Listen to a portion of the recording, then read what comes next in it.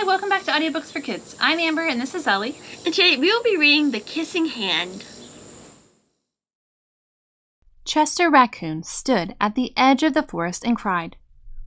"I don't want to go to school," he told his mother. "I want to stay home with you. I want to play with my friends and play with my toys and read my books and swing on my swing. Please, may I stay home with you?" Mrs. Raccoon took Chester by the hand and nuzzled him on the ear. "Sometimes we all have to do things we don't want to do," she told him gently, "even if they seem strange and scary at first. But you will love school once you start. You'll make new friends and play with new toys, read new books and swing on new swings. Besides," she added, "I know a wonderful secret that will make your nights at school seem as warm and cozy as your days at home." Chester wiped away his tears and looked interested. "A secret? What kind of secret?" "A very old secret," said Miss Raccoon. "I learned it from my mother, and she learned it from hers. It's called the kissing hand." "The kissing hand?" asked Chester. "What's that?" "I'll show you." Mrs. Raccoon took Chester's left hand and spread open his tiny fingers into a fan. Leaning forward, she kissed Chester right in the middle of his palm.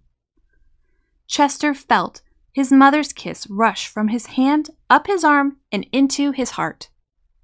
Even his silky black mask tingled with the special warmth. Mrs. Raccoon smiled.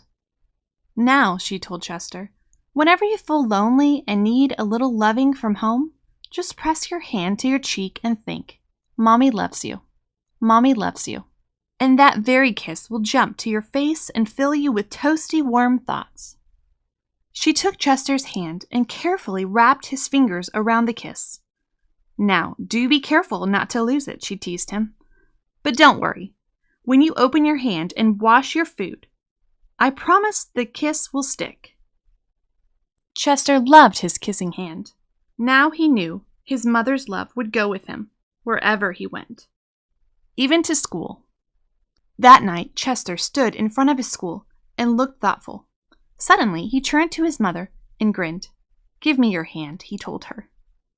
Chester took his mother's hand in his own and unfolded her large, familiar fingers into a fan. Next, he leaned forward and kissed the center of her hand. "Now you have a kissing hand too," he told her. And with a gentle goodbye and "I love you," Chester turned and danced away.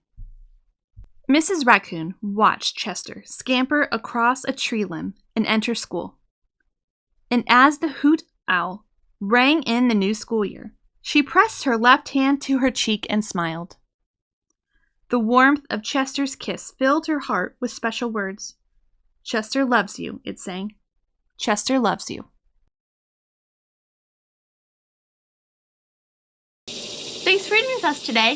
Be sure to like and subscribe, and we'll see you next time.